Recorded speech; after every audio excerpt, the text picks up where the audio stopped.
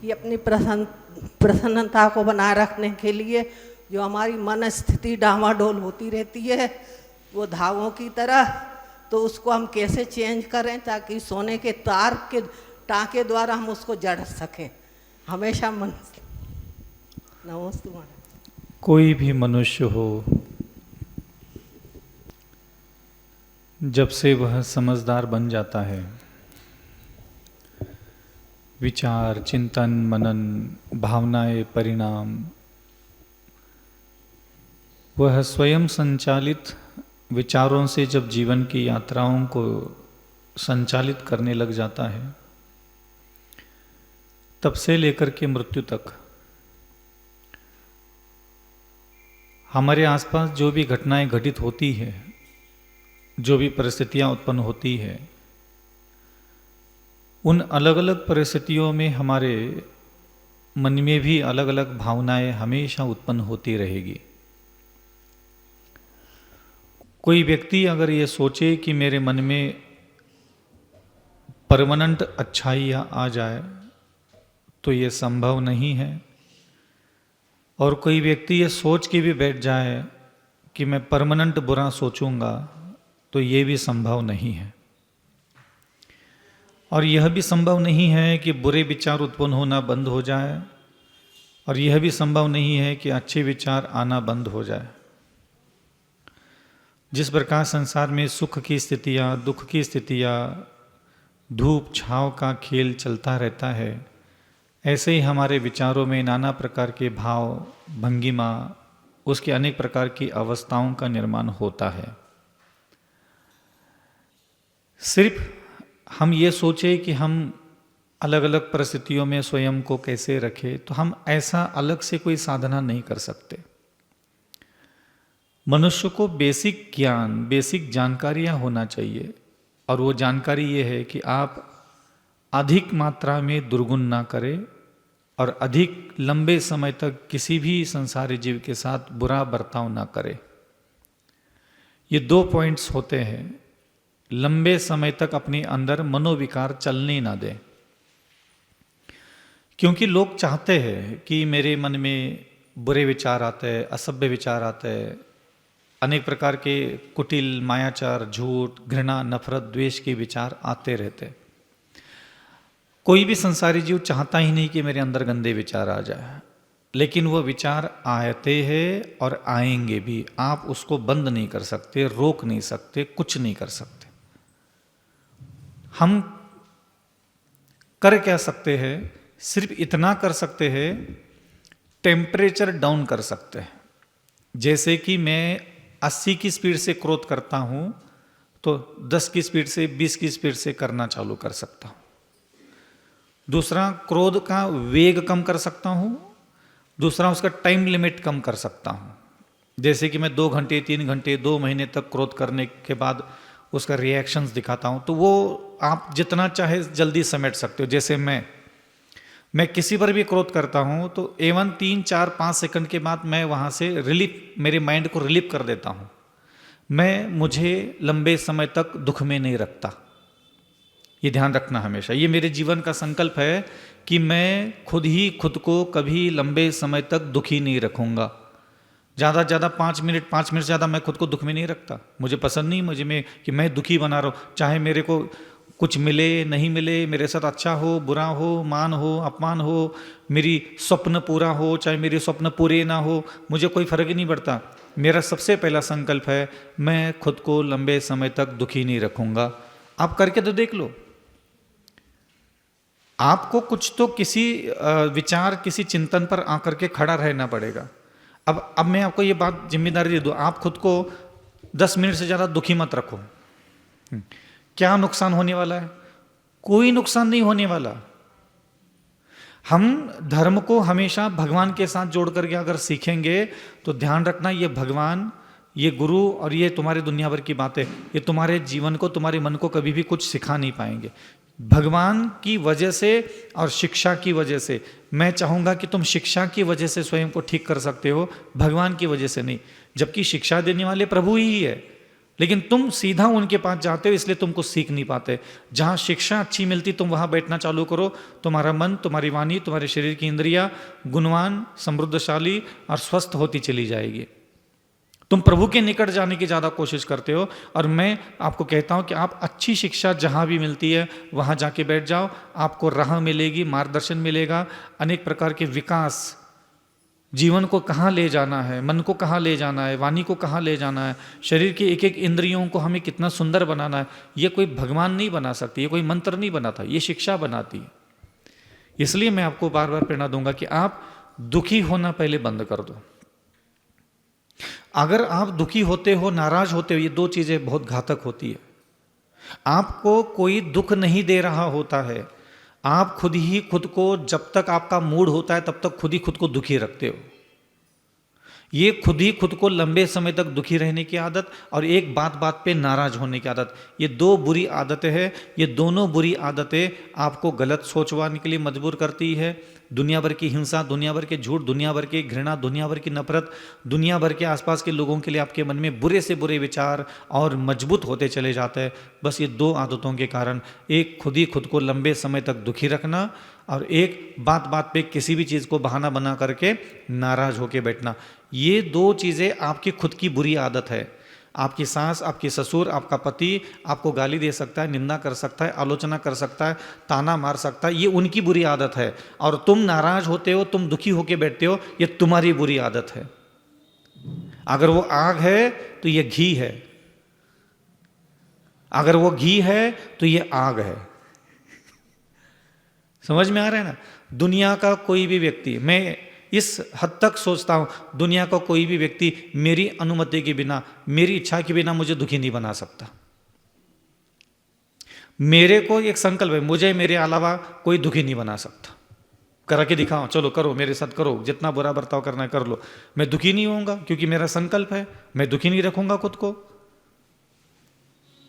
आप दुखी होते क्यों?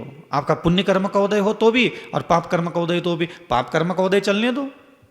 आदिनाथ भगवान को 6 महीने तक भोजन नहीं मिला, दुखी हुए, क्योंकि कसम खा के बैठे थे, भैया भोजन के लिए जा रहा हूं, मिला तो ठीक है, नहीं मिला तो भी ठीक है। दुखी नहीं होना है।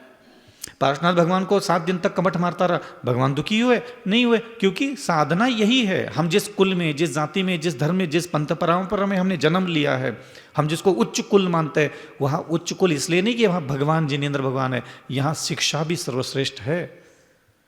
और हम शिक्षित जीवन जीना नहीं चाहते, हम धार्मिक जीवन जीना चाहते हैं। वही मंदिर, वही पूजा, वही चालीसा, वही केवल रवि किरणों से वही विधान कर लिया, वही गुल्लक में पैसे डाले और भग गए। सोना चांदी निकाल करके मंदिरों में डाल दिया और भग गए। कल्याण हो रहा हो, मंगल हो रहा हो, तुम्हारा कछु हो रहा हो, कछु नहीं हो रहा हो तुम्हारा।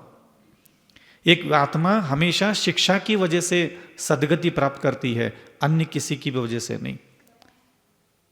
आज अगर मैं आपको कहूं अथवा प्रश्न पूछूं कि आपको किस अच्छी शिक्षा की वजह से स्वर्ग मिल सकता है, वो शिक्षा बता सकते हो? क्षमा की वजह से, दया की वजह से, करुणा की वजह से, मधुर वचन बोलने की वजह से, दुख सहन करने की वजह से, शांत रहने की वजह से, परोपकार होने की वजह से, आपको किस अच्छी शिक्षा के कारण, किस अच्छे स्वभाव के कारण आपको स्वर्ग मिल सकता है, बता सकते हो? जबकि आज आपका दिमाग इस घमंड से भरा हुआ है कि हम स्वर्ग जाने वाले, देव बनने वाले हैं। और आपको देव बनने के लिए क्या बातें करोगे? रोज मंदिर जाते, रोज पूजा करते, आलू नहीं खाते, प्याज नहीं खाते, लहसुन नहीं खाते, यहाँ नहीं खाते, वहाँ नहीं खाते, अब नहीं खाते, तब नहीं खाते, ऐसा नहीं खाते, वैसा नहीं खाते। और क्या है आपके पास बताने के लिए? आपकी आंखें बहुत सुंदर काम करती है, आपकी जिह्वा बहुत सुंदर काम करती है, आपको सुनना बहुत अच्छे से आता है, आपके पास मन है, आप सोचते बहुत अच्छे हो, आप चलते बहुत अच्छे हो। आपके बॉडी के किस पार्ट की अच्छाइयों की वजह से आपको देवगति मिलने वाली है, आप बता सकते हो? आपके पास जो मन है, आपके पास जो वचन है, आपके पास जो बॉडी की 5 इंद्रियां है, उसमें से एक चीज के भरोसे भी आपको लगता हो तो बताओ, अय्या मेरा कितना सारा मन सुंदर है, मेरी वाणी कितनी सुंदर है, मेरे शरीर के अंदर कितनी अच्छी है, अब तो पक्का मैं स्वर्ग जाऊंगा। क्या है आपका निजी वैभव? क्या है?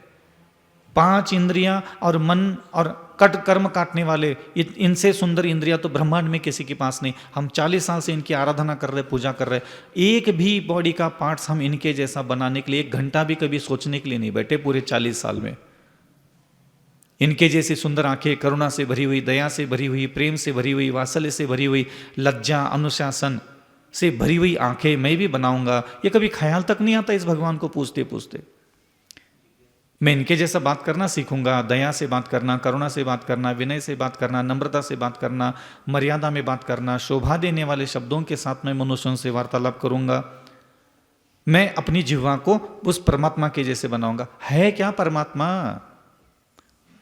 परमात्मा की पूजा के लिए तुम्हें अष्टद्रव्य क्यों चाहिए होते हैं? अगर मैं ये सारे काम करके कर रहा हूं उनसे प्रेरणा लेकर के, तो मैं भी तो भगवान का पुजारी तो हूं।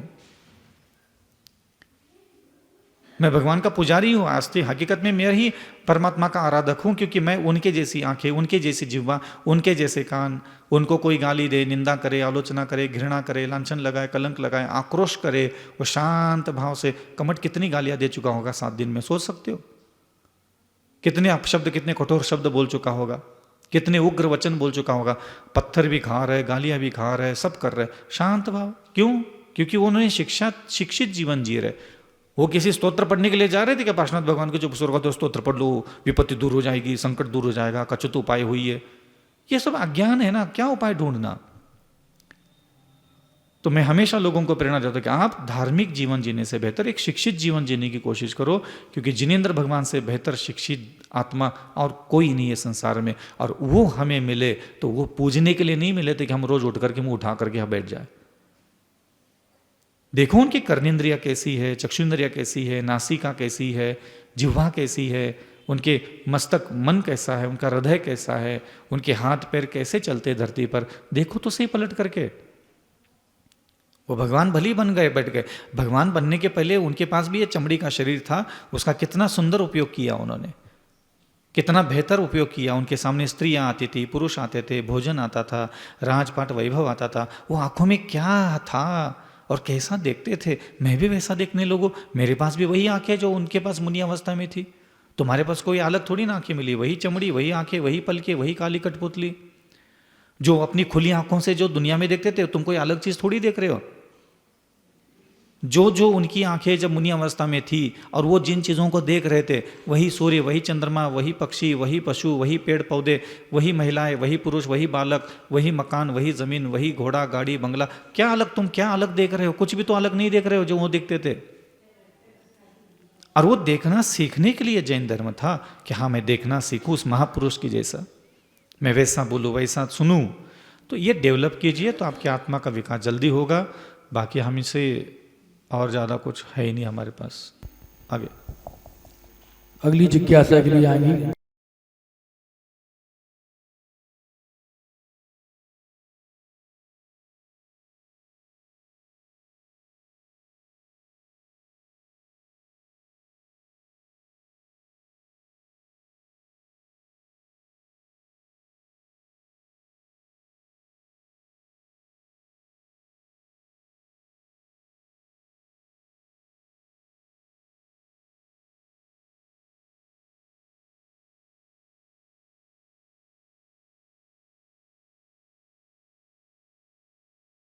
नमस्ते महाराज जी। महाराज जी हमारा प्रश्न ये है, अभी ये बात चल रही थी तो जैसे कोई गलत पे गलत करता जा रहा है, तो यदि हम इससे कुछ नहीं कहेंगे तो वो स्वच्छंद होता चला जाता है, और तो इस संबंध में हमें क्या करना चाहिए? देखो क्या है, हम जो जीवन जीते हैं और कभी भी कैसा भी जीवन हमें जीने को मिले, चाहे मैं संन्यास अवस्था का जीवन जीऊँ, चाहे आप गृहस्थावस्था का जीवन जिए, अकेला कोई जीवन जी नहीं सकता पूरा जीवन। जो भी मनुष्य बन करके जन्म लेगा उसके बगल में एक उम्र तक माँ बगल में रहेगी, पिता बगल में रहेगा, भाई बहन बगल में रहेंगे। थोड़ा सा उम्र बड़ी होती है तो गली के बच्चे बगल में आते हैं, थोड़ा सा और बड़ा होता है तो बगल के गली के बच्चे उसके बगल में आते हैं। उसके जीवन में जैसा जैसा उसकी उम्र बढ़ती है, आसपास का दायरा बढ़ता चला जाता है। फिर फूफा फाफी, मामा मामी, फिर कॉलेज, फिर नाना प्रकार के व्यापार, फिर यात्रा है, तीर्थ वंदना है। और जहाँ भी हमारा शरीर होता है, जैसे मेरा शरीर यहाँ है, आपका शरीर अभी वहाँ है, मेरा शरीर लेकर के अभी मैं कमरे में चला जाऊँगा, एक कॉलोनी से दूसरी कॉलोनी चला जाऊँगा, तो मैं कहीं भी रहूँ लेकिन मेरे आसपास ये मनुष्यों का कुछ जमघट तो रहेगा। ठीक है, अब मैं अपने आप को कैसे शिक्षित करता हूँ? तो भाई अविचल सागर जी को ये ज्ञान देता है, देख अविचल सागर, तुम कितना भी सन्यासी बनो, तुम्हारे अगल बगल में स्त्री भी आएगी, पुरुष भी आएगा, बालक आएगा, वृद्ध आएगा, दुर्बुद्धि के लोग आएंगे, क्रोधी, मानी, मायाचारी, अहंकारी, घमंडी लोग आएंगे, ज्ञानी आएंगे, विद्वान आएंगे, संयमी आएंगे, मुनि आएंगे, आचार्य आएंगे, उपाध्याय आएंगे, ये सारे लोग आएंगे। जिनके आत्मा में बुरे से बुरे संस्कार है वो भी तेरे निकट आएंगे, अच्छे से अच्छे संस्कार है वो भी तेरे निकट आएंगे। ये तो हो गया शाश्वत सत्य, इसको कोई नहीं टाल सकता, चाहे आप नहीं टाल सकते और मैं भी टाल नहीं सकता। अब रही बात कोई व्यक्ति कुछ कर रहा है तो कर नहीं रहा है, ये जो आपके दिमाग में आ रहा है ना, कोई व्यक्ति मेरे साथ बुरा बर्ताव कर रहा है, ये थॉट्स ही आपको और उसके प्रति बुरा बनने के लिए प्रेरित करते हैं। एक्चुअली आप अपने आप को खुद को कहो ना, आप खुद को उपदेश नहीं देते, ये उसके कारण ऐसा होता है। तो मैं खुद को उपदेश देता हूं, देख अविचल सागर, तुम कौन हो? तुम संसारी जी हो। तुम्हारे पास क्या है? आत्मा है, एक मन है, 5 इंद्रियां है, तुम बस यही हो, 7 चीजों का पिंड हो तुम, ठीक है। और ध्यान रखना, तुम्हारे अंदर क्रोध है, मान है, माया है, लोभ है, अहंकार है, घृणा है, नफरत है, काम वासना है, तृष्णा है, लालच है, सब है। हव फील होता है, हव, ठीक है, सब होता है, तुम्हारे अंदर भी है, सब चीजें भरी पड़ी है, 25 कषाय, 4 संज्ञाएं, सब है, हव है।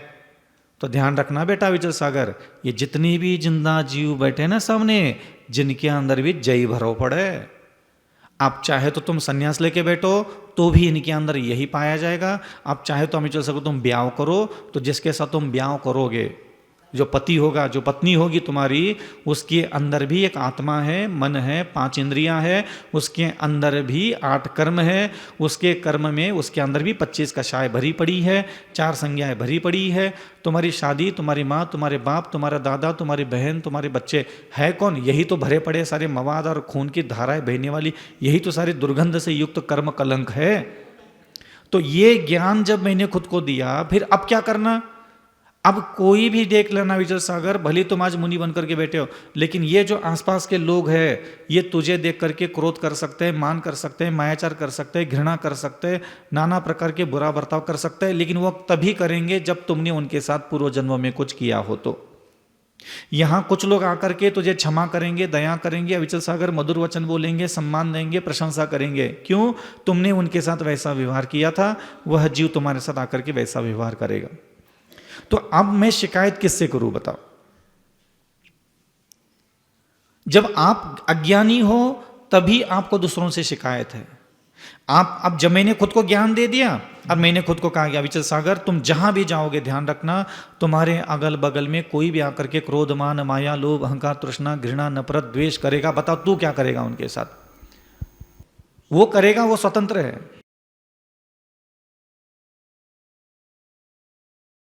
तू उनके साथ बता क्या करेगा?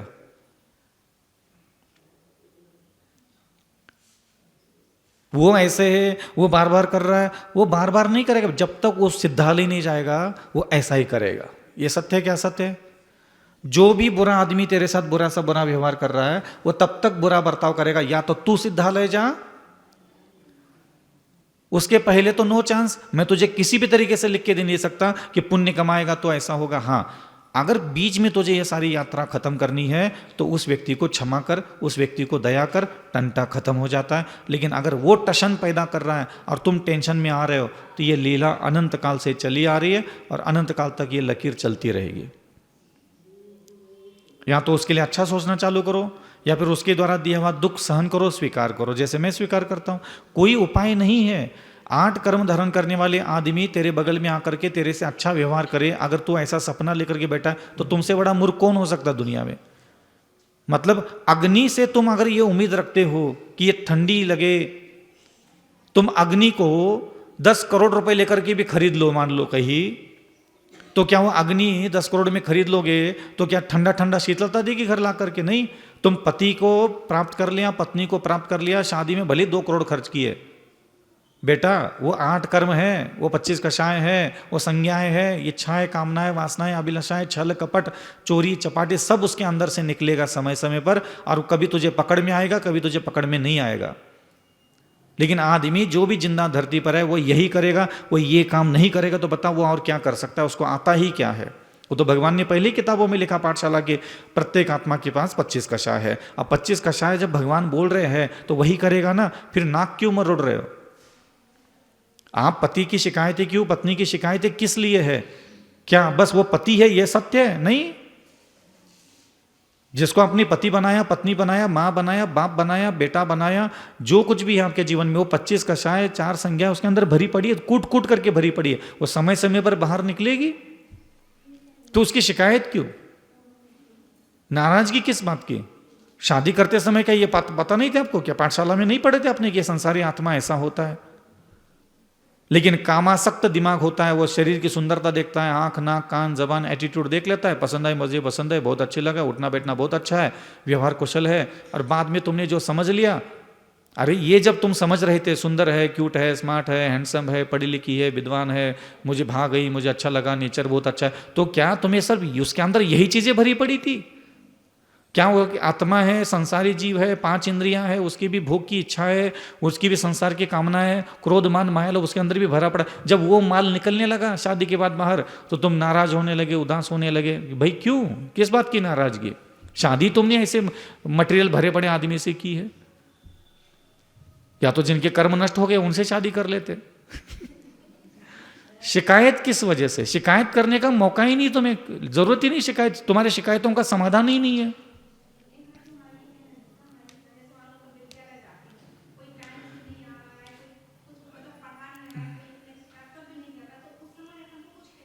कहना ही नहीं चाहिए मंगल, अरे आजा बेटा बहुत अच्छा, मंगल आनंद अपना। देखो मैंने कहा ना, अपने आप को दुख में नहीं पैदा देखना। आप पहले अपने आप को दुख में नहीं देखने की आदत डालो। मस्त मंगल, आग लग जाए संसार में, तुम्हें क्या लेना देना उससे? खुद को दुखी नहीं करना, देर से आ जाए जल्दी आ जाए, खाना मिले नहीं मिले, मन का हो नहीं हो, खुद को दुखी नहीं करना है। बस खुद को बिना दुखी किए तुझे जो कर सकती हो सो कर लो। मैं खुद को दुखी क्यों करो भाई? जोर से जोर से। हाँ माते, हम बैठे हैं आपके जवाब देने के लिए, और हमारा बहुत फेवरेट प्रश्न पूछ लिया आपने। सहनशीलता की कोई सीमा होती महाराज, कब तक सहन करे, है ना? सारी बाइयाँ यही आकर के रुक जाती है, क्योंकि मायके जा नहीं सकती, भाग के जा नहीं सकती, छोड़ नहीं सकती, बच्चे हैं महाराज, अब सहन करना पड़ता महाराज। एक ध्यान रखना, ये गलत शब्द बोलने के कारण ही आप लोग ज्यादा दुख पा गए। एक प्रश्न सीधा सा, मैं लंबा तो बहुत खींच सकता हूं लेकिन शॉर्ट एंड स्वीट जवाब देता हूं। आपने कभी किसी को यह प्रश्न पूछने की इच्छा हुई, महाराज हमारी जब शादी हुई थी तो पति के पास 2 लाख रुपए थे, एक छोटा सा मकान था, अब ना उनका धंधा इतना चल गया, महीने के 10 लाख कमा रहे, नया मकान आ गया, नया फ्लैट ले लिया, 2 गाड़ियां आ गई, खूब पैसा है महाराज, 10 करोड़, हमसे ना सुख सहन नहीं हो रहा है।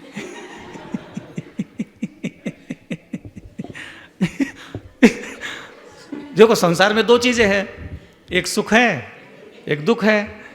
अब तुम्हें सुख सहन नहीं हो रहा है। कभी तुम डिप्रेशन में गए, एंजाइटी हुई तुम्हें कभी? हाय हाय हाय। ये जो दुख है,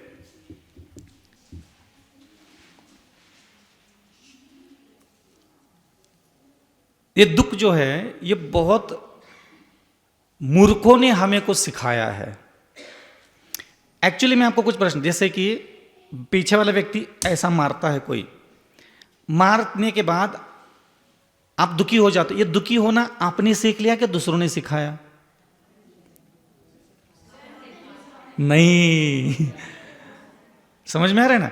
5 लाख पति के पास है, महीने की आमदनी 7,000 रुपए है, इसमें सुखी होना है कि दुखी होना है तुमने खुद ने तय कर लिया है कि दूसरों के कहने में आकर के तुम दुखी होके बैठे हो? तुम्हें लग रहा है कि तुमने सुखी होना और दुखी होना सीख लिया है, यही सबसे बड़ी मूर्खता है। हमें किस चीज में सुखी होना है और किस चीज में दुखी होना है, यह दुनिया ने सिखाया है। एक बंजारन महिला है, उसके मां ने उसको सिखाया कि एक लड़का जो महीने के 500 रुपए कमाएगा उसके साथ तेरी शादी करूंगी ना, रोज के 500 रुपए कमाने वाले। वो बचपन से वही सुन सुन करके बड़ी हो गई, अचानक उसकी शादी 700 रुपए रोज कमाने वाले व्यक्ति के। अब बताओ वो दुखी हो रही है कि सुखी हो रही है? क्यों?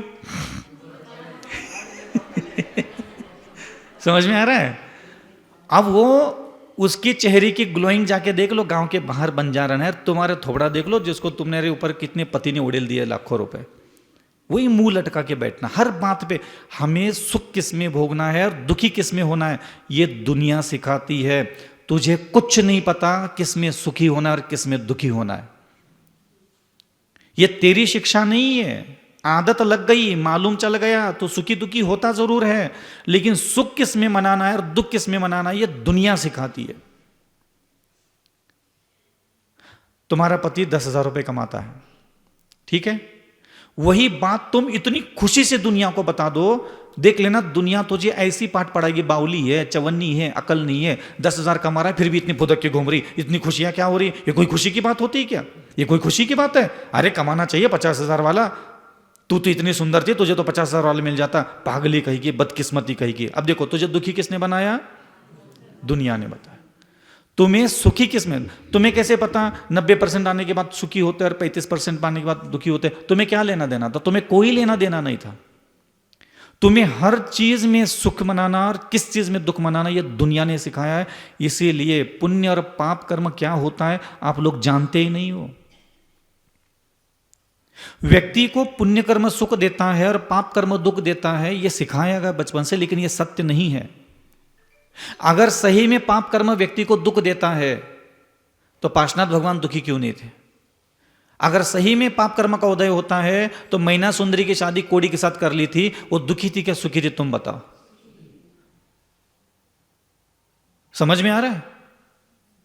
किसी आदमी को सुख किस में होना है दुख किस में बनाना है, ये आसपास के झूठे लोग आकर के हमें सिखा के चले जाते हैं और हम वो सीख के बैठे और पिछले 40 नहीं अनंत काल से भगवान के सामने आकर के मैं सुखी हूं मैं दुखी हूं। ध्यान रखना, ये सिर्फ तेरी मन की मूर्खत हरकतें हैं। तुम सुख किस में मानते हो और दुख किस में मानते हो ये तुम तय करते हो। पाप कर्म और पुण्य कर्म तय ही नहीं करता कि तुम्हें सुखी होना है क्या दुखी होना है। तुम्हें दुखी होना है क्या सुखी होना है ये तुम्हारी शिक्षा तय करती है। और तुम्हारे जीवन के पाप और पुण्य कर्म सिर्फ तुम्हें 2 रोटी मिलना है क्या 1 रोटी मिलना है ये तय करता है। लेकिन 1 रोटी मिलने के बाद भी खुद को सुखी करना है क्या दुखी करना है ये तुम तय करते हो। पाप कर्म का उदय तुम्हें महीने के 10,000 रुपए मुनाफा दे सकता है, लेकिन ध्यान रखना उस 10,000 में सुखी होना है क्या दुखी होना है यह तुम्हारी शिक्षा तय करती है। वह पाप कर्म तुझे दुख नहीं दे रहा है। कुछ कह रहा हूं मेरी बात समझ में आ रही, पल्ले पड़ रही है। आपके घर में महीने के 40,000 रुपए का खर्चा है और 10,000 रुपए की आमदनी है, ये आपके पाप कर्म का उदय हो सकता है। लेकिन ये पाप कर्म के उदय में भी आप खुद को दुखी बनाना है क्या उस 10,000 की आमदनी में भी खुद को सुखी रखना है, ये आपकी शिक्षा पर डिपेंड करता है। वह पाप कर्म आपको दुख नहीं देता कभी भी। आपको 2 बार भोजन चाहिए होता है। सुबह का भोजन आपको प्राप्त हो गया और किसी कारण से आपको शाम का भोजन नहीं मिला, पुण्य कर्म का उदय है कि पाप कर्म का उदय है। ठीक है, मुझे सुबह भोजन मिला था एक बार, मुझे शाम को बिल्कुल नहीं मिला पिछले 20 साल से एक बार भी। बताओ मेरा पुण्य कर्म का उदय चल रहा है क्या पाप कर्म का उदय चल रहा है। मतलब मुझे खाना नहीं मिला तो पुण्य आगा और तुम्हें नहीं मिला तो पाप होगा। ये बदमाशी कही के, ये तो चीटिंग हो गई ना, गलत बात है ये तो। एक्चुअली पुण्य और पाप सुख और दुख की स्थितियां पैदा करता है। गारंटी नहीं है कि कोई भी पाप कर्म अविचल सागर जी को दुखी करे, ये गारंटी नहीं है। ये मेरे ऊपर डिपेंड है कि मुझे उस स्थिति में दुखी होना है कि नहीं होना। कोई भी पुण्य कर्म का उदय मुझे सुखी बनाता है नहीं बनाता, मेरे ऊपर डिपेंड है कि होना है क्या नहीं होना। समझ में आ रहा है। पुण्य कर्म के उदय से कल मुझे भरपेट भोजन मिल गए थे, कल मैंने पूरे निरंतराय आहार किया था, मेरा पुण्य कर्म का उदय है क्या पाप कर्म का उदय है। लेकिन जितने रसगुल्ले चाहिए थे उतने नहीं मिले। जितनी रबड़ी चाहिए थी उतनी नहीं मिली। जितना बड़ा जूस का ग्लास सोच के गया था कि आज बड़ा वाला जूस का इत्तो सो लेके आए, 2 अंजलि में जूस खत्म।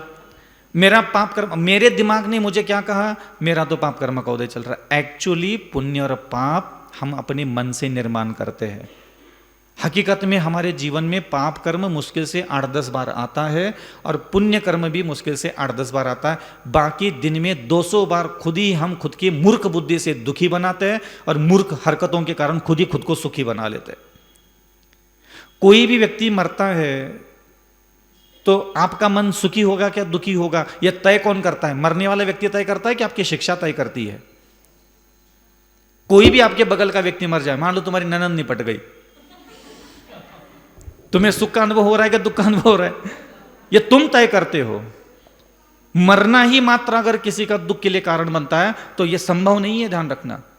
तुम्हारा वैरी मर जाता है, तुम्हारे निंदक मर जाता है, तुम्हारे दुश्मन मर जाते हैं, तो तुम्हें वहां मृत्यु के बाद रोना निश्चित है, दुख होना निश्चित है। तुम्हें वहां क्यों नहीं हो रहा है? क्योंकि तुम तय करते हो, अरे मर गई, मुझे नहीं रोना इसके लिए।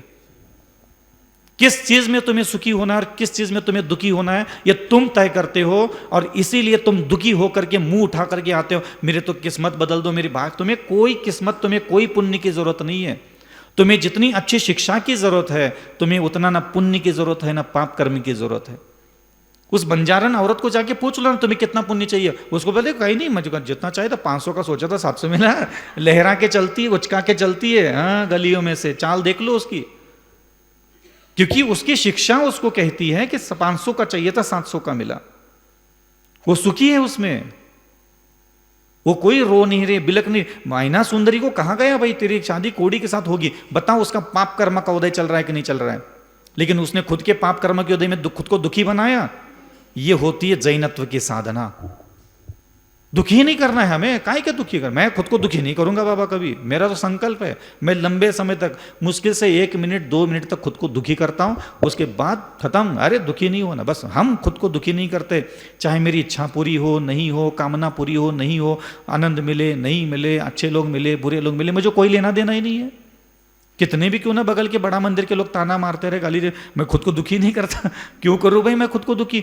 मेरा तो ऐसा विश्वास है, मेरे अलावा मुझे कोई और दूसरा व्यक्ति दुखी कर नहीं सकता। मेरा तो अटल विश्वास है। तुम चाहे तो आजमा के देख लो, कर लो दुखी। और जो साधु बनने के बाद भी दूसरे व्यक्ति के दुखी करने के बाद दुखी होकर के बैठता है, भग जाता है, फिर काय की साधना उसकी? साधना तो यही है, पहुंचना तो हमें इसी मनस्थिति तक है कि भैया हम तो अपने आप को दुखी नहीं करते। एक बार बोल के देख लो। हाँ, चाहे सास कैसी भी हो, उसका कर्म उसके साथ, हमारा हम तो दुखी नहीं होते भैया। हमारा दुखी होने का त्याग है।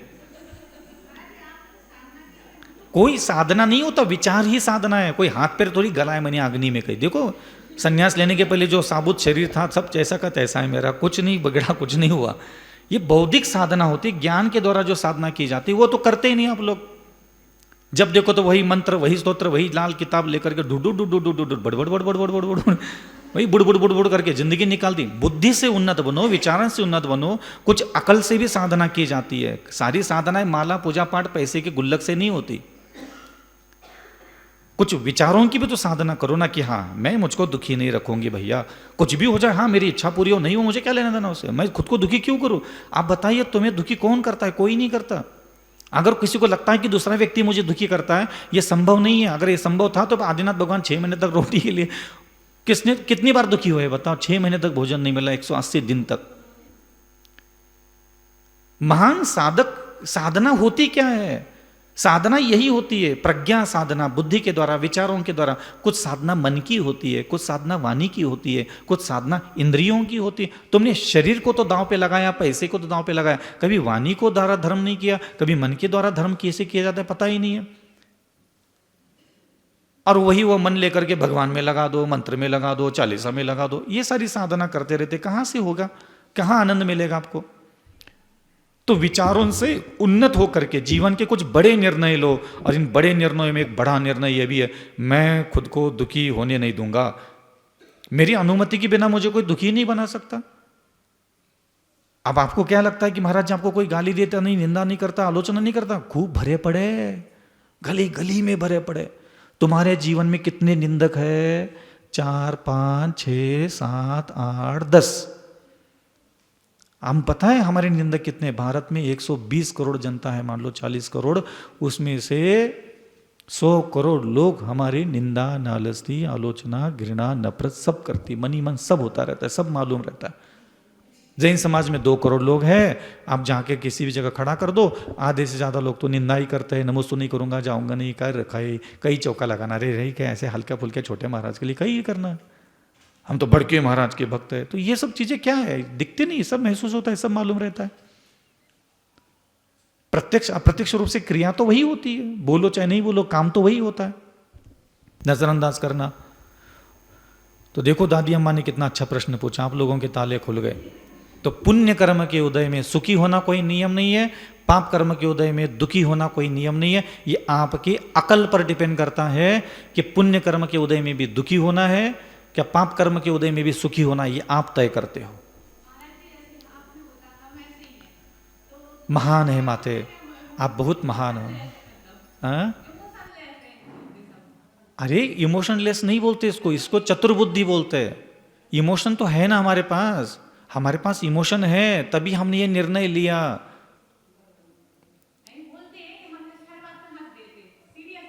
हाँ, लोग ऐसे ही है बेटा, लोग चाहते हैं जैसे मैं मर गया, जैसे मैं कुट गया, जैसे मैं नरक जा रहा, वैसे तू भी नरक ही आ जा।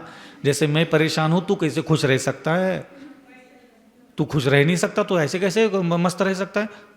तो लोगों के माइंड सेटअप वैसे ही है, वो अपनी औलादों को भी यही सिखाते हैं, दूसरों को भी यही सिखाते हैं। ये कोई काम के लोग थोड़ी ना, ये तो हाँ देखो हमारा काम है उपदेश देना, देते रहते, लेकिन इसके पीछे की सच्चाई हम बहकाव में भ्रम में नहीं रहते। ये कितना भी सुन लिया, इन्हीं की बेटियों की शादी होके चली जाती है। एक बेटी की उम्र 25 साल 26 साल की हो रही है, मतलब अभी जो उस बेटी की माँ है लगभग वो 25 साल तक शादी की बात तो मंदिर पूजा पाठ महाराजों को कम से कम 200 महाराजों के प्रवचन तो सुन चुकी होगी।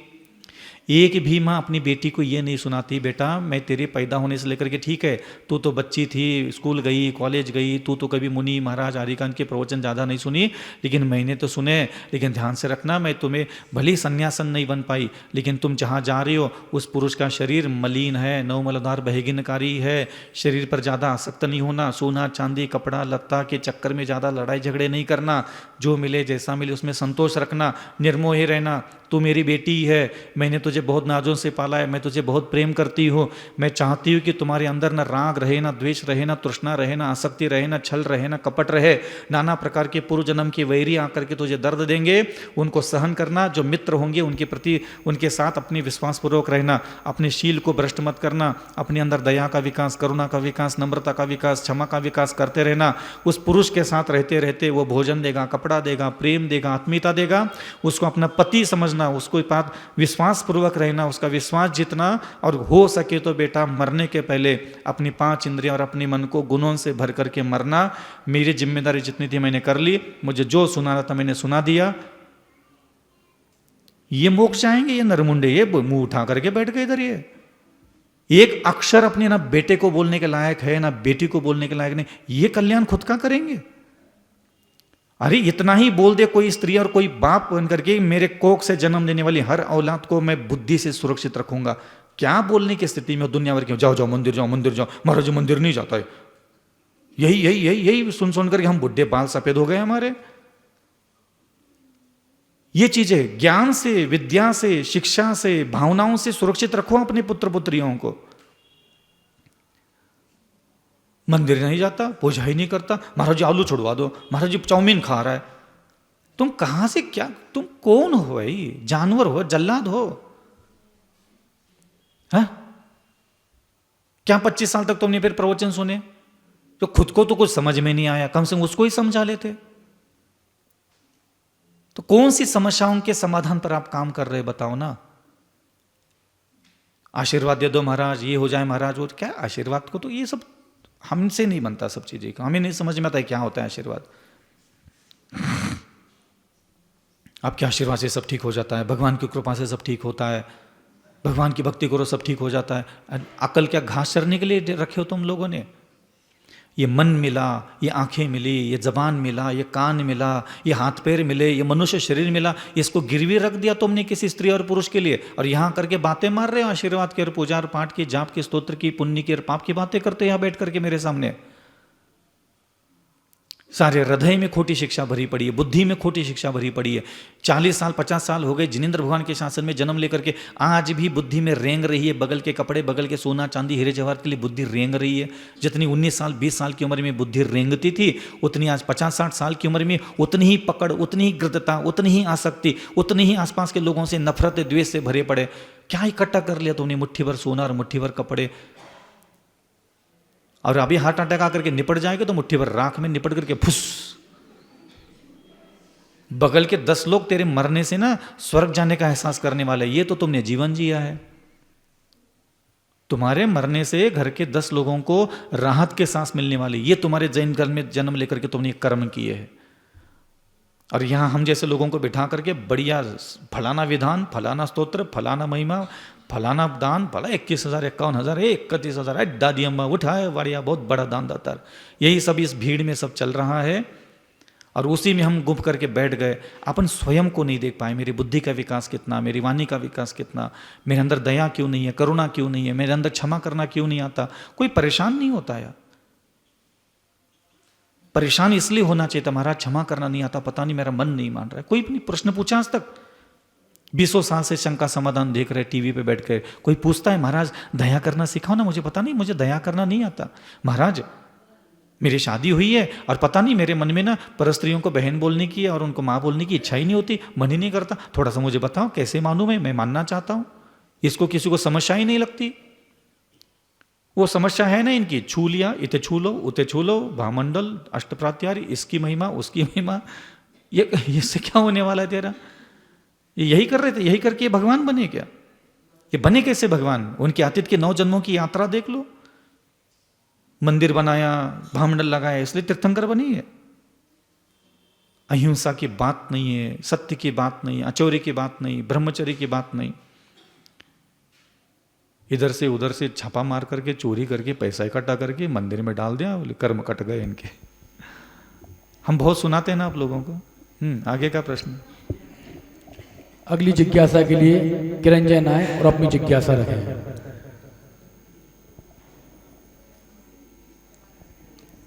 ये पिछले 6 महीने से प्रवचन करते करते एक बात तो समझ में आ गई। पहले हम 18 साल तक तो कभी प्रवचन किए नहीं, अब करने लगे तो इतना समझ में आने लगा, मतलब श्रावक लोग खुद ही अपनी पिटाई करने के लिए आ जाते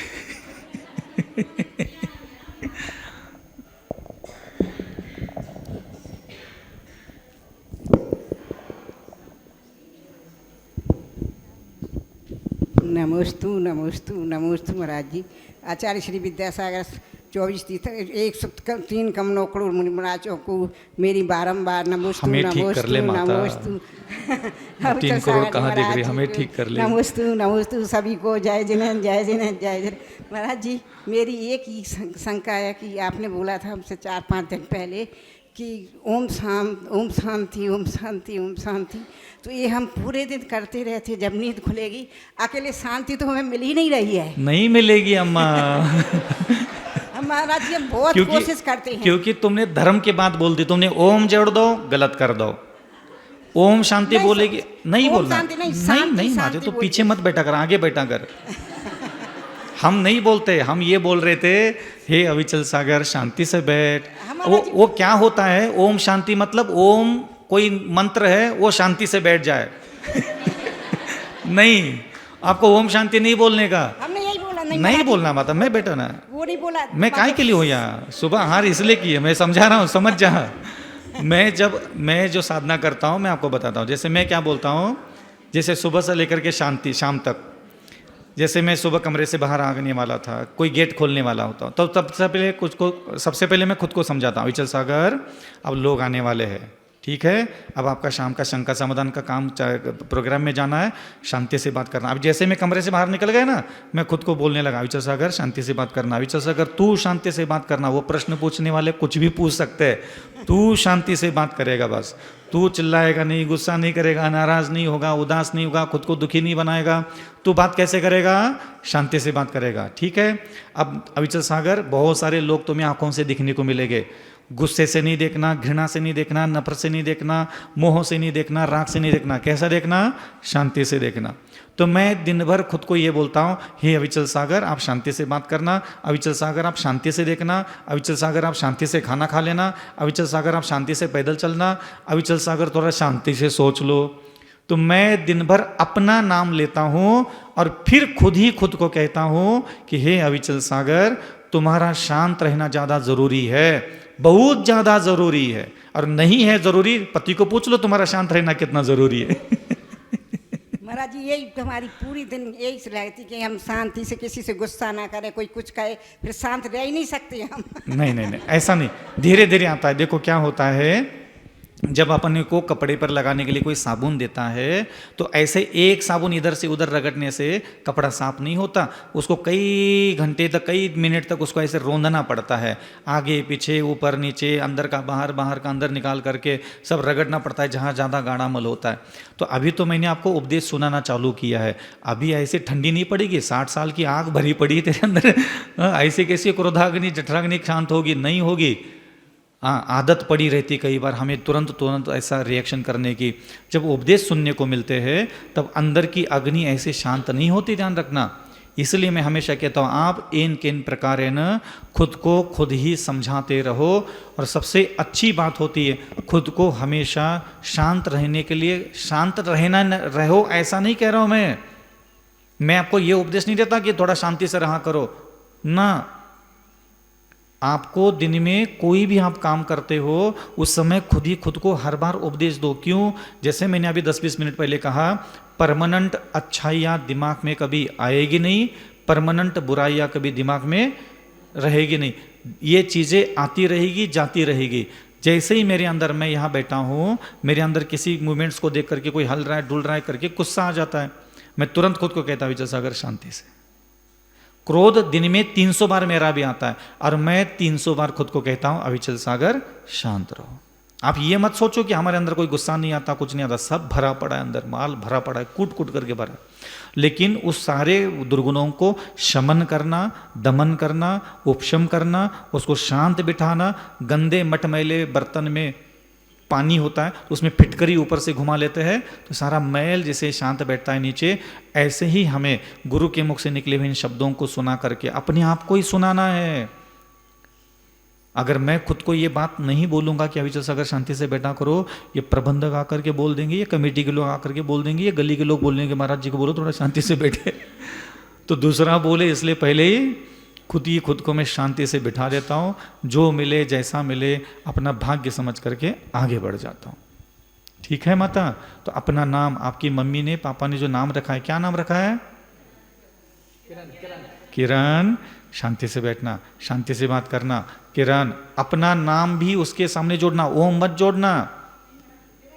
हाँ, अब बोलना, हे किरण शांति से देखना, हे किरण शांति से बोलना, हे किरण शांति से सुनना, हे किरण थोड़ा शांति से, थोड़ा शांति से, थोड़ा शांति से। अपने अंदर की क्रोधाग्नि को, द्वेष की अग्नि को खुद ही उपदेश देकर के हम शांत कर सकते तो शांत कर ले। लेकिन ध्यान रखना परमानेंट शांत नहीं होगी, फिर पलटी मार करके आएगी, फिर बोलना। और ऐसा तब तक करना जब तक केवल ज्ञान ना हो, क्योंकि केवल ज्ञान होने के पहले पहले तक कमर जैसे लोग आकर के पत्थर मार सकते हैं। समझ में आ रहा है ना माता? हाँ, केवल ज्ञान होने के 1 मिनट पहले तक तुम्हारी कुटाई हो सकती, तुम्हें क्रोध पैदा करने वाले लोग तुम्हारे बगल में आ सकते हैं। लेकिन आपको हमेशा खुद ही खुद को शांत रहो, शांत रहो अविचल सागर, शांत रहो अविचल सागर। 15 साल से मैं खुद को सुना रहा हूँ, आज भी इस मंत्र का मैं पीछा कभी नहीं छोड़ता। अगली जिज्ञासा के लिए आएंगे डॉक्टर अनन्या जी। नमोस्तु महाराज जी, जो बरुआ सागर में आपने दिव्य अनुभूति की प्राप्ति की है उसको बताने की कृपा करें। बरुआ सागर की? हाँ। बरुआ सागर में मैंने कम देखा था, लोगों ने ज्यादा देखा था। लोगों ने ज्यादा देखा था। वहाँ बच्चे थे ऐसे शाम के समय, ऐसे इस उम्र के, 2 अविचल सागर देखे थे उन्होंने। वो कैसे देखे थे मुझे नहीं पता, लेकिन देखे थे उन्होंने। बंडी मामोर का सुनाता हूँ, अभी वही दिमाग में आ रहा है। पावा जी का सुनाओ। पावा जी का नहीं सुनाया? पावा जी का सुनाता हूँ। चलो चलिए पावा जी। 2009-10 की बात होगी। मैं झांसी में था उस समय, तो चातुर्मास के लिए 8-10 दिन बाकी थे। तो मेरा ऐसा मन था कि मैं प्यावल जी है ना दतिया के पास, वहाँ जाने का मन था।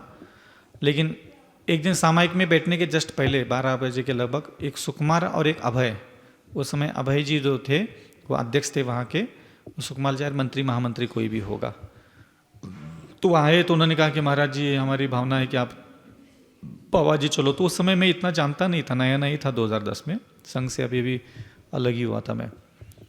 तो मेरा सबसे पहला फेवरेट तो काम ये किया था, प्रश्न पूछना, भाई कौन से भगवान है? तो उन्होंने कहा भाई पार्श्वनाथ भगवान है। मैंने कहा ओके पास। तो मैंने कहा समाज कितनी है? बोले एक घर की भी समाज नहीं महाराज। मैंने कहा और मतलब कहा पहले तो कमल खिल गया था, अब तो मन में मयूर नाचने लगे। मैंने कहा कोई इंसान ही नहीं वहाँ, तो इससे अच्छा और जगह क्या चाहिए हमें? तो हमने तुरंत हाँ बोल दिया, ठीक है चलो चलते। फिर मैंने उनको कहा कि महाराज कब विहार करेंगे? मैंने कहा अभी सामायिक हो जाने तो 1:30 बजे मेरा विहार है। फिर मैंने वहाँ से 1:30 बजे विहार किया और पहुँच गया बबीना सीधा शाम के समय। झांसी से करवाजी से शाम को बबीना पहुँच गए। शायद 30-35 किलोमीटर होगा, कुछ भी ऐसा ही कुछ है। पूरा चले थे हम उस दिन। हाउ तो सुबह हम वहाँ रुके, आहारचर्या हुई, फिर आ गए थे 2-4-6 लोग बुलाने के लिए। तो हम लोग 1:30 बजे के लगभग निकल गए वहाँ से, शायद 18-20 किलोमीटर जो भी होगा। तो वहाँ से हम लोग धीरे धीरे चलते चलते चलते पावाजी निकल गए। तो हाईवे पर पहुँच करके बहुत भयानक पानी गिरने लगा। तो बीच वाले रास्ते से पगडंडी से इधर से उधर से कहीं से निकालते हुए वो लोग लेके आए। लगभग 6-6:30 बजे के लगभग मैं पावाजी पहुँच गया था। पावाजी जब मैं पहुंच गया तो वो अंथों का समय हो रहा था। तो मैंने उनको कहा भाई आप लोग पहले अंथों कर लो, थोड़ा कपड़े भी गीले हो गए थे सब उनके। मैंने कहा जाओ तुम लोग कर लो, तब तक मैं प्रतिगमन करता हूँ। तो मैं बैठा रहा, थोड़ा नैपकिन से वगैरह पोंछ लिया, बैठा रहा शांति से ऐसे बैठा। 15-20 मिनट बाद वो लोग आ भी गए। अब उधर क्या है, वो मंगोड़ी खा लेते तो आ जाते सब। तो बोले महाराज आप दर्शन नहीं किए? मैंने कहा तुम लोग वहाँ गए थे, मैं अकेला था, मैं कैसे करता? बोले सुबह करेंगे। अब मुझे उस क्षेत्र का नॉलेज ही नहीं था कि यहाँ है क्या, मतलब मंदिर कहाँ है, क्षेत्र कहाँ है, क्या है। तो नहीं महाराज ये 10 सीढ़ियाँ चढ़ दो, बस सामने गुफा है, आप दर्शन कर लो। मैंने कहा ठीक है। पीछे लगाते लगाते हम पहुँच गए। तो जैसे हम नीचे उतर गए तो गर्माहट लगी गुफा में। बाहर तो गीले थे, बारिश हो गई थी, ठंडी हवा भी थी।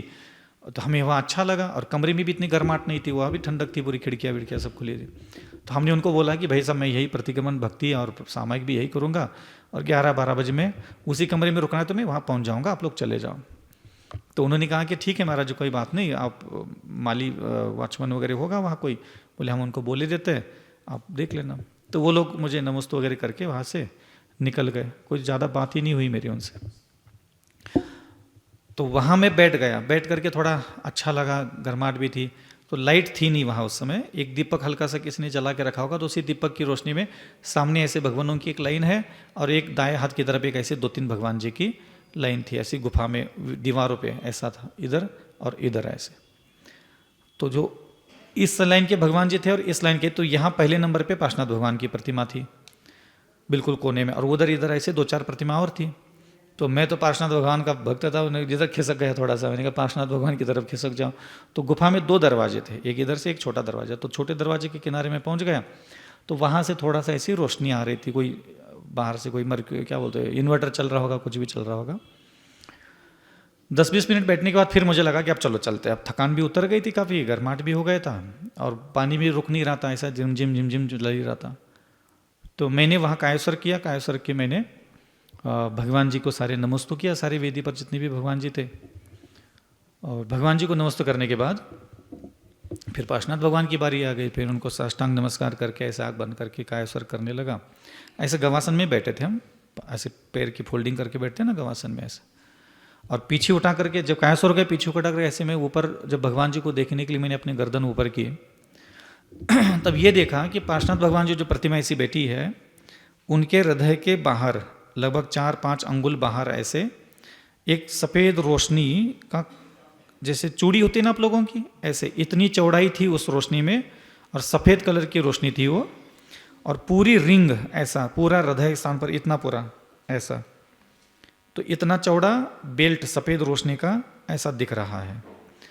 1-2 सेकंड के लिए वो दिखा और गायब हो गया। तो मुझे थोड़ा लगा कि ऐसा तो नहीं कि पीछे से किसी ने टॉर्च मार दी हो, कुछ मार दो, तो वहाँ कुछ था नहीं ऐसा। और जैसे मैंने सोनागिरी का आपको बोला था, रोशनी का शायद परसों सुनाया था, वही सेम टू सेम ऐसे तो सैकड़ों हज़ारों बार देखा। तो मुझे लगा कि भाई भगवान जी को संकेत दे रहे, चलो ध्यान से देख लेते हैं। फिर मैंने कायस्वर किया, फिर भगवान से प्रार्थना की, निवेदन किया कि प्रभु आप जो भी आदेश दे रहे, जो भी साधना विधि आप मुझे बता रहे, आप संकेत कीजिएगा, मैं उसका पालन करूँगा। निवेदन करने के बाद जब मैंने आंखें खोली तो ये जो सफ़ेद रोशनी थी, ये पहले से ज़्यादा गाढ़ी, जैसे सेब फल का जो बल्ब दिखता है ना, ऐसा सफ़ेद बिल्कुल। और उसकी रोशनियाँ से पूरा गुफा जो है सफ़ेद झक, पूरा ऐसा लग रहा है जैसे किसी ने लाइट जला के रखा हो, पूरा स्पष्ट दिख रहा था वो अंदर बाहर सब। वो दिखा और उसके अंदर अब वो रोशनी सफ़ेद कलर की तो गाड़ी हो गई, उसके अंदर एक और रिंग आ गई ब्लू कलर की रोशनी से, एक और छोटा सा व्हील बन गया उसके अंदर, और ये दो चीज़ें मुझे दिखी और वो गायब हो गई। मुझे उतने भी कुछ समझ में नहीं आया। फिर मैंने कायसर किया, भगवान से प्रार्थना की, फिर मैंने थोड़ा निवेदन भी किया कि भाई आप स्पष्ट आदेश दीजिए, कर लेंगे पालन, कोई दिक्कत थोड़ी ना है। तो तीसरी बार जब कायसर करके धीरे से मैंने आंखें खोली तो देखा तो ये सफ़ेद रोशनी से युक्त जो रोशनी थी वो बिल्कुल किरणें फूट रही, जैसे सूरज की किरणें फूटती है ना, ऐसे लाइन लाइन लाइन करके, ऐसे उसमें से किरणें फूट रही है। बीच की नीली रोशनी भी एकदम गाढ़ी हो गई, और जो बीच में गड्ढा था, खाली पोल था, उसके बीच में क्या हो गया, जैसे मैं उदाहरण के लिए बता रहा हूँ, ये लिखा हुआ नहीं था, लिखा तो कुछ और था लेकिन मैं वो बता नहीं सकता आपको। जैसे नमो अर्यंतानम मान लो है एक लाइन, तो पहले वो जो खाली एरिया था उसमें क्या न लिखा हुआ आया, फिर न गायब हो गया, फिर मो लिखा हुआ आया, फिर मो गायब हो गया, फिर अ लिखा गया, फिर अ गायब हो गया, फिर री लिखा गया, फिर री गायब हो गया, फिर हन ह लिखा हुआ है, ऐसे। तो एक एक अक्षर आ रहा है, एक एक अक्षर जा रहा है, और मैं धीरे से वो एक एक अक्षर, और बहुत स्पीड से, ऐसा नहीं कि आराम से, मतलब ऐसा अ री ह, ऐसा एकदम स्पीड से एक एक अक्षर उसमें प्रकट हो रहे और वो अक्षर गायब हो रहे हैं, नए अक्षर आ रहे हैं। तो मैंने वो पूरा मंत्र पढ़ लिया और उसके बाद फिर वो रोशनी वहाँ से गायब हो गई। ये मैंने वहाँ पहले एंट्री मारते ही वहाँ भगवान जी ने हमें ये आतिशी दिखाया। फिर उसके बाद वहाँ लगभग 4 महीने तो रहना ही था। 4 महीने में जितने दिन थे उसके दुगना करो, दुगना क्या तिगना भी करो तो चलेगा, क्योंकि सुबह की सामायिक, दोपहर की सामायिक और शाम की सामायिक, तीनों सामायिक में जितने चाहे उतने होलसेल अतिशय। मैं वही बैठता था हमेशा, पार्श्वनाथ भगवान के सामने ही बैठता था, बिल्कुल 1.5 फुट की दूरी पर, सामने एक चौकी लगा करके वही बैठा रहता था। बस आहार, लघु शंका और सोच क्रिया के लिए बाहर निकलता था, बाकी समय में वही बैठ करके उनकी भक्ति साधना जो भी वो संकेत देते थे मैं उस संकेतों की सारी पूर्ति करता था। अब यहाँ का एक और अच्छा लगा था, एक्चुअली क्या है कि जैसे मैंने वहाँ 200-300 आतिशय भी देखे तो उसमें से लगभग आधे से ज़्यादा तो सेम थे, मतलब जैसे आज देखा तो कल भी वही देखा, परसों देखा, तो उसकी काउंटिंग तो 250-300 की मान लो, लेकिन जो रिपीट हुआ है तो उसको मैं काउंटिंग में नहीं लेता। भाई ठीक है ना, पैरेलल थोड़ा आगे पीछे दाएं बाएं थोड़ा करके वो कुछ ना कुछ तो दिखाते रहते थे ऐसे। एक दिन क्या हुआ, मैं आहार के दूसरा सुना रहा मैं वही का, वो मुझे बहुत अच्छा लगता है। मैं आहार करके आया तो वहाँ देखा कि वहाँ कोई विधान कर रहे थे। अब मैंने कहा अब तो गए, भगवान जी नहीं मिलेंगे। 1-2 दिन ऐसा बस हुआ था पावा जी के चातुर्मास में, बाकी कभी ऐसा नहीं हुआ कि मुझे वहाँ बैठने का डिस्टर्ब हुआ हो। अब मैं वहाँ गया तो आहार करके तुरंत वही जाके बैठता था, और वहाँ के अलावा ना मैं किसी से बात होती थी, ना कोई सुनता था, ना कोई लेना देना था, ना मेरी किसी से कोई चर्चा भी नहीं होती थी कोई यात्री वित्री से। 24 घंटे अपना बस भगवान भगवान। तो वहाँ विधान करने वाले देखे तो मैं जाकर के, एक 9 नंबर की वेदी है और शीतलनाथ भगवान की सबसे लास्ट में, तो उसके बाहर एक पाटा लगा तो मैं वहाँ बैठ गया। तो फिर कोई पुजारी आए, मैंने पूछा भाई कब तक चलेगा, बोले महाराज लगता है 2-3 बज जाएंगे। मैंने कहा यार अब तो सामायिक। तो फिर वहाँ से मैं मन मार करके निकल गया। बगल में एक 24 बनी है, ऊपर धातु की प्रतिमा है चंद्रप्रभु भगवान की, है ना, त्रिकाल 24 इधर है। तो उसके ऐसे ऊपर तो चंद्रप्रभु भगवान है, ऐसा हॉल बना हुआ है बड़ा, तो नीचे एक बीम है, जैसे ऊपर भगवान बैठा है उसके नीचे तल्ले में एक बीम है, बहुत बड़ा बीम है ऐसा बना है, जो बीम ऊपर जाकर के उसी पर वो भगवान जी रखे गए हैं धातु के। जो बीम है वहाँ नीचे आया है, उसके पीछे दीवार है, तो दीवार और बीम के बीच में जाकर के मैं बैठ गया ताकि मैं किसी की नज़र में ना हो, कोई आकर के मेरे बगल में ना बैठे। तो वहाँ एक छोटा सा पाटा ऐसा लगा करके, मतलब तख्त ही था ऐसा ऊंचा वाला, तो उस तख्त पे मैं बैठ गया और थोड़ा बीम के आड़ में बैठ गया ताकि उधर से जो लोग आ रहे जा रहे हाँ ही हो तो मेरे को डिस्टर्ब ना करें।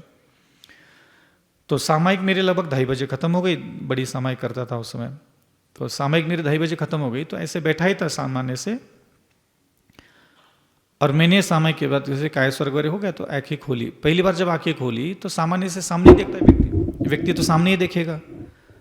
तो हुआ ऐसा कि जब मैंने पहली आँख खोली तो मैंने देखा कि मेरे शरीर के इस हाथ में लगभग 2 ईंटा छोड़ करके, मतलब इसी के बगल में जितना पाटा रखा है यही मान लो ऐसा, लेकिन इस साइड में यहाँ पे, यहाँ भी नहीं पीछे भी नहीं, बिल्कुल पैरेलल मेरे बराबरी में, थोड़ा सा आगे 1 फुट आगे यहाँ से एक सफ़ेद रोशनी में जैसे कोई जीवित व्यक्ति बैठा रहता है ना, जैसे मैं यहाँ बैठा हूँ, तो मुझे अगर कोई साइड से देखे तो ये मेरा पूरा क्या माना जाता है, स्केच क्या बोलते हैं आप लोग उसको, किनारे बॉडी लैंग्वेज होती है ना ये, तो मेरी ही बॉडी लैंग्वेज में कोई सफ़ेद रोशनी में बैठा है। और मैंने जैसे इधर देखा, अरे ये क्या है, इधर है, ऐसा देखा एकदम उचक करके, ये क्या है, तब तो वो गायब हो गया। मैंने कहा चलो कोई बात नहीं, एक बार और देखते हैं। तो फिर मैंने कायेश्वर की आंखें बंद करके फिर बैठा रहा। फिर मैंने पार्श्वनाथ भगवान को बोला, भाई दिखा दो। बोली कहाँ दिखा रहा है। तो ऐसे मतलब ये तो मैं अभी महंगे में बोल रहा हूँ, लेकिन वहाँ ऐसा नहीं बोलते। तो नम्र निवेदन किया, प्रार्थना की। फिर इस बार मैंने सोचा कि मुझे उधर आंखें नहीं करना, मैं उधर आंखें करूँगा तो पक्का गायब हो जाएंगे। तो मैंने आंखें खोली और सामने देखता रहा। लगभग 3, 4, 5 सेकंड तक हुआ होगा। तो मैं जैसे मेरा जो बॉडी लैंग्वेज है सेम टू सेम दूसरा अविचल सागर वहाँ बैठे हैं, सेम टू सेम मेरी ही बॉडी लैंग्वेज, मैं ही वहाँ हूँ, लेकिन वो सफ़ेद रोशनी में था। और पहले धुंधली रोशनी, फिर गाढ़ी रोशनी, फिर तीसरी बार जब देखा बिल्कुल गर्दन मैंने ऐसी पूरी मोड़ ली। मैंने कहा अब तो देखूंगा, अब तो जितना देखना था देख ही लिया था स्पष्ट रूप से। अब तो मैंने पूरा ऐसा देख लिया, हूँ मैं ही था मेरे सामने खड़ा हुआ, बिल्कुल सफ़ेद रोशनी से झक हुआ। और जैसे मैं वहाँ बैठा था वैसे वो भी वहाँ बैठे थे। बॉडी लैंग्वेज वही आँख, नाक, कान, हाथ, पैर, इतना तो अपने को समझ में आता है कि ये मेरा बॉडी का शेप है। तो ये वहाँ मैंने दूसरा अतिशय, दूसरा मतलब देखे तो बहुत थे, लेकिन जो मैं बता सकता हूँ वो ये है। फिर बहुत अच्छा लगा। फिर उसके बाद वहाँ से ये क्या होता है,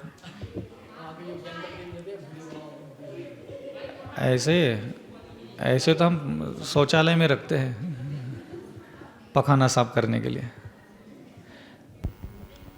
ये सब चीज़ों में आप लोग उलझा मत करो, ध्यान रखना। मैं अपने 20 साल में, कितने 20 साल के सन्यास, 2000 मेरी उम्र जब 26 साल की थी, तब से मैं जिनेंद्र भगवान के शासन के सारे अतिशय देख रहा हूँ। हजारों अतिशय ऐसे मैं सुना सकता हूँ बैठा बैठा करके, लेकिन आज तक ना मैं कभी इन चक्करों में पड़ा, ना मुझे कोई लेना ना देना, ना मुझे कोई दुनिया को करके दिखाना है, ना चमत्कार दिखाना है, ना मुझे इसका कोई बेनिफिट उठाना है। क्योंकि बड़ी मुश्किल से प्रभु की महिमा, साधना की बातें, इन चीज़ों पर मेरा ज़्यादा विश्वास है। मेरी 5 इंद्रियाँ और मेरा मन, मेरा हृदय, मेरी बुद्धि, मेरे विचार, मेरी नीयत, ये सब सुंदर बनाने के लिए हम घर छोड़ कर के आए हैं। हमारे गुरुजी ने हम लोगों को जो शिक्षा दी है वो इन चीज़ों में अटकने फटकने वाली दी ही नहीं है। ना हम खुद कभी अटकेंगे, ना दूसरों को भी अटकने देंगे। प्रभु आपको चाहिए, आपको खुद को ही मिट्टी में खुद गाड़ना पड़ेगा और खुद ही अंकुर बन करके धरती से ऊपर आकर के खुद ही उसका मालिक बनना पड़ेगा। दुनिया में कोई भी कृपा दया कोई करता नहीं है। किसी के एहसान से तुम्हारा कोई भला नहीं होने वाला। जब तक तुम्हारा मन वचन कायम है, अहिंसा, सत्य, आचौर्य, ब्रह्मचर्य, अपरिग्रह, तुम देख लो पलट करके तुम्हारे मन वचन कायम है क्या नहीं है। नहीं है तो सोचना भी बंद कर दे तुम्हारा कुछ भला होने वाला है, और सोचना बंद कर दे तुम्हारा कोई जिनेंद्र भगवान है और कोई 3 लोक का नाथ है। ये ध्यान रखना हमेशा। क्यों? आदिनाथ भगवान जिनके बाप थे, ऐसे भरत बाहुबली जब खुद को लगा कि खुद का भला करना है तो खुद दिगंबर साधु बन करके अहिंसा सत्याचौर्य की खुद के लिए खड़ा करके धूप में, ठंडी में, बरसात में खड़ा करना पड़ा। जब जीवित बाप उनका भगवान सामने बन करके खड़ा था, जब बाल के नोक के बराबर भी कोई भला नहीं कर सके, तुम किसके भरोसे इधर फुदक रहे हो? किसके भरोसे? कौन सा कृपा, कौन सा आशीर्वाद की बातें कर रहे हो? अगर इतनी भरत बाहुबली स्वयं कामदेव थे, हाँ 6 खंड का अधिपति स्वयं चक्रवर्ती था, क्यों उन्होंने अहिंसा सत्याचर्य ब्रह्मचर्य की शरण में गए? क्यों अपने बाप के पास जाकर के नहीं बोले भला कर दो, ठीक कर दो, सारी विपत्तियां दूर कर दो? बोला उन्होंने। जिनका बाप जीवित था उनकी औलादों को जब लगा कि हमें अपना भला करना है तो खुद अहिंसा सत्याचौर्य ब्रह्मचर्य की बातें। और तुम लोग पता नहीं तुम्हारे रिश्ते में कौन लगते हैं भगवान, जिनके भरोसे तुम 40 साल से इधर फुदक रहे हो। ये ध्यान रखना बेटा हमेशा। कोई कुछ नहीं मिलने वाला। तुम कुछ भी पढ़ लो, कुछ भी कर लो, तुम्हारे माँ मर गए, बाप मर गए, दादा मर गए, दादियाँ मर गए, मंत्र पढ़ करके कोई कुछ नहीं है। ये कहानियाँ होती है। करोड़ों अरबों में एक व्यक्ति ऐसा होता है जिसको प्रभु कृपा, मंत्र कृपा, स्तोत्र की कृपा होती है। बाकी हम लोग तो ऐसा ही जीवन बस खाली उनके पीछे भेड़ चाल के जैसे निकाल लेते। हाथ टूट गए, पैर टूट गए, लूले लंगड़े अंधे बहरे हो, जो दया नहीं कर पा रहे, करुणा नहीं कर पा रहे, मधुर वचन नहीं बोल पा रहे, विनय नहीं कर पा रहे हो, कोई पूछने वाला है तुम लोगों को? हाथ टूट गए, लूले लंगड़े अंधे बहरे हो, कर नहीं पा रहे हो? किस बात का घमंड लेकर के जी रहे हो इतना? 40 10 लक्षण पर्व निपटा दिए जीवन में, अभी भी किस बात का इंतजार कर रहे हो? किस बात का इंतजार कर रहे हो? गलाओ खुद के अंदर के घमंड को, गुरूर को चकनाचूर करो और पाओ जिनेंद्र भगवान की कृपा। समझ में आ गया माता? हाँ, हम इन देवी देवताओं के चक्कर में नहीं पड़ते, ध्यान रखना। और ये हल्के फुल्के देवी देवता तो हम लोगों के गुल्ली डंडा खेलने के लायक भी नहीं है। हाँ, जानती नहीं ना अभी मुझे, इसलिए बेचारी बावली भोली भंडारण है तो। रत्नत्रय से युक्त साधना दी है गुरु ने, ये सब चीज़ें करने के लिए नहीं। अगर हमें सही में चमत्कार और अतिशय से थोड़ा सा भी लेना देना होता तो आज हम यहाँ बड़ा मंदिर में नहीं होते और ना ही इतनी पब्लिक यहाँ बैठी रहती। बहुत दुर्लभ चीज़ है जैन धर्म। अपने हमेशा हृदय को देखो, अपनी आँखों पर नज़र रखो, अपनी वाणी पर नज़र रखो। मैं बोलता कैसा, मैं देखता कैसा, मैं सोच क्या रहा हूँ, क्यों सोच रहा हूँ, क्या मुझे यही सोच करके जीवन जीना है क्या मैं ऐसा ही देखता रहूँगा क्या संसार को, क्या मैं ऐसा ही भोजन कपड़ा लत्ते के पीछे जानवर बन करके मरूंगा क्या, ये मेरे अंदर की कब चीज़ें ख़त्म होगी, मैं कैसे ख़त्म करूँ, मैं जो दुर्गुण लेकर के जन्म लिया हो मैं वो दुर्गुण लेकर के मरूंगा नहीं। आप ये सपने देखना चालू करो। मेरा मन को मुझे बहुत सुंदर बनाना है, मेरी वाणी को मुझे बहुत सुंदर बनाना है, मेरे शरीर की इंद्रियों को मुझे बहुत सुंदर बनाना है। क्या हो गया, एक पत्नी बन करके भी बहुत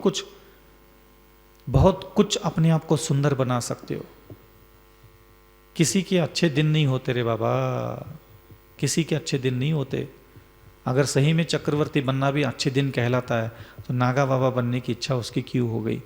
अगर सही में कामदेव बन करके 16,000 रानियाँ, अगर सही में सुख का स्थान होता, शांति होती, वहाँ खुद के पिताजी भगवान बन करके बैठे हैं, तो वहाँ जब नग्न बन करके घुटने तक बामी चढ़वा लिए, हिले डोले नहीं, कंधे तक बेल चढ़ गई, बिच्छू सांप रेंग रहे, हिले डोले नहीं, कुछ तो होगा संसार में रहस्यपूर्ण बातें जो हमें नहीं समझ में आ रहा है, कुछ तो होगा। तो जिनका सगा बाप भगवान था, आप सोच लो उनको जब दिगंबर बन करके अहिंसा से प्रेम हो गया तो आप लोगों को क्या नहीं सुना है बताओ। कितने साधु सन्यासी, कितने पारस चैनल, जिनवानी चैनल, कितने साधु कह रहे कानों पे जू नहीं रेंगती। पता नहीं क्यों, खुद को पूछो, हम नहीं बता सकते बेटा। हम लोग क्या है, आहार हो गए, कल यहाँ से उठ के निकल जाएंगे, कल दूसरों का प्रवचन सुना ले, वही प्रश्न वही जवाब है, कुछ नया नहीं है हमारे पास। लेकिन जहाँ भी हो हम सत्य जानते, अपने दिमाग को सही बातें सिखा चुके हैं, इसलिए हमें शांति मिलती है। आपने अपने दिमाग को एक भी सच्ची बात नहीं बता पाए। क्या बता पाए बताओ। तुम आत्मा हो, ये तुमने अपने दिमाग को कभी सिखाया? तुम्हारा दिमाग आज भी बोलता होगा मैं स्त्री हूँ, गरीब हूँ, अमीर हूँ, सुखी हूँ, दुखी हूँ, दुर्भागी हूँ, सौभाग्य हूँ, यही दिमाग दिन भर बोलता है। एक बार अपने दिमाग को कहो ना कि मैं आत्मा हूँ, ये बोल लो, कोई नहीं बोलता। जैन धर्म में दुर्लभ जैन धर्म, क्या करोगे जैन धर्म का लाभ क्या उठाए बताओ ना। जैन धर्म का कौन सा मैं जैन धर्म का मालिक हूं? 80 साल के लिए मेरी आत्मा को, मेरे शरीर को जैन धर्म में रहने का मौका मिला है। मेरा जैन धर्म काहे का मेरा धर्म है? क्या तुम्हारा दिमाग जैन धर्म के हिसाब से काम करता है? तुम्हारी आंख जैन धर्म के हिसाब से काम करती है? तुम्हारी जबान जैन धर्म के हिसाब से काम करती है? तुम्हारे हाथ पैर नाक कान पीठ पेट बॉडी का कोई एक पार्ट बताओ जो जैन धर्म के हिसाब से काम करता हो। बताओ तो सही, कौन जैन है तुम्हारे पास? तुम बोलते मैं जैन हूँ, कहाँ जैन है? तो इस बॉडी पार्ट के अलावा तो है ही नहीं। तो तुम बोलते हो कि मैं जैन धर्मी हूँ, बताओ ना तुम्हारी बॉडी का कौन सा पार्ट जैन धर्म के हिसाब से काम करता है? जैन धर्म तुम्हारा नहीं है। 70 साल के लिए किराए पे आए हैं, यहाँ से कुछ अपनी आत्मा में, कुछ मन में, कुछ इंद्रियों में अंदर शिक्षा ले लो और मर जाओ। अगले जन्म में पता नहीं कहाँ कुत्ता बिल्ली सुअर संडास की टंकी के कीड़े बनना है, खटमल बनना है, मच्छर बनना है, कुछ पता धरता है ही नहीं। हम जैसे लोग आकर के बड़ी बड़ी प्रवचन में बातें बोलते हैं, स्वर मोक्ष की बातें करते हैं, लेकिन आप लोगों की बुद्धि और मन को, अपनी जीवन शैली को देखते तो लगता ही नहीं कि नरक भी ढंग से जा पाओगे कि नहीं जा पाओगे। रियल में आप लोगों ने जितना मलिन, जितना गलीच, जितना पवित्र, जितना अशुद्ध, जितना तांडव नृत्य, जितना टेंशन, तनाव, दबाव, घबराहट में जीवन जिया है, लगता नहीं है कि कहीं सदगति में जाकर के कहीं बहुत बड़ा ऊंचा पद भी आपको कहीं मिलने वाला हो। इसलिए मैं आप लोगों के प्रति सद्भावना रख करके बार बार प्रेरणा देता हूं कि आप खुद को देखना चालू करो। आप अपने शरीर के बाहर दिमाग मत लगाओ कहीं भी। कोई भगवान भगवान भगवान, ज्यादा भगवान भी मत किया करो। खुद पर नजर रखो दिन भर। मैं दिन भर बात कैसे कर रहा हूँ, मैं दिन भर देख कैसे रहा हूँ, मैं दिन भर सोच क्या रहा हूँ, मैं दिन भर सुन कैसे रहा हूँ, मैं ठीक से चल रहा हूँ कि नहीं चल रहा हूँ। मैं मेरे पति के साथ, पत्नी के साथ, पुत्र के साथ, माता पिता के साथ, बहुत बुरे स्वभाव के लोगों के बीच में भी मैं खुद को निष्कषाय बनाऊंगा, मैं दुख सहन करूंगा। ये सीखो, ये ध्यान रखना हमेशा। और एक चीज छूट गई थी, मैं बता रहा हूं, दुख को कभी भी सहन नहीं करना चाहिए। एक शब्द मैं देता हूं, आपको कोई नहीं बताता ये बातें। जिस प्रकार आपको सुख पसंद है, ऐसे आप खुद के दिमाग को कहो दुख भी पसंद करो।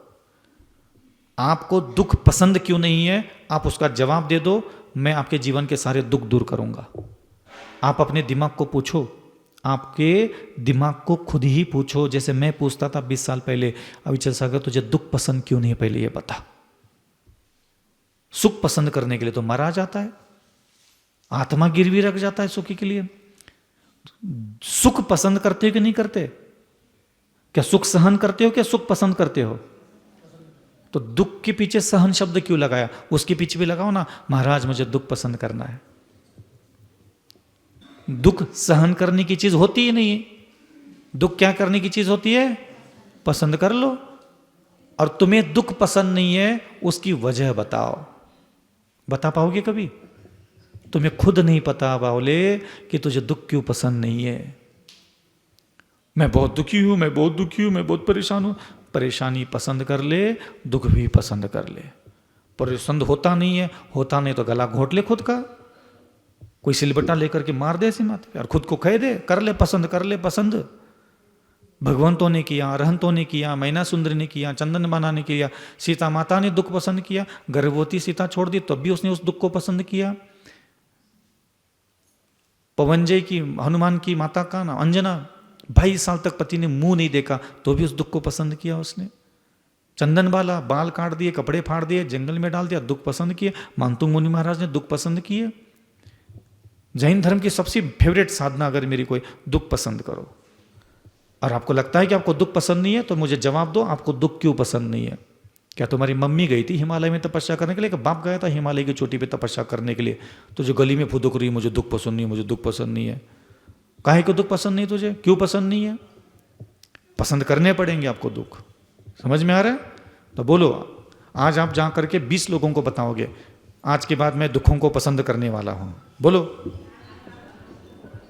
हाँ, ठीक है, मुझे मेरे दुख पसंद है। बोलो। अब कैसे भगवान जी के माता काय खाओगे तुम?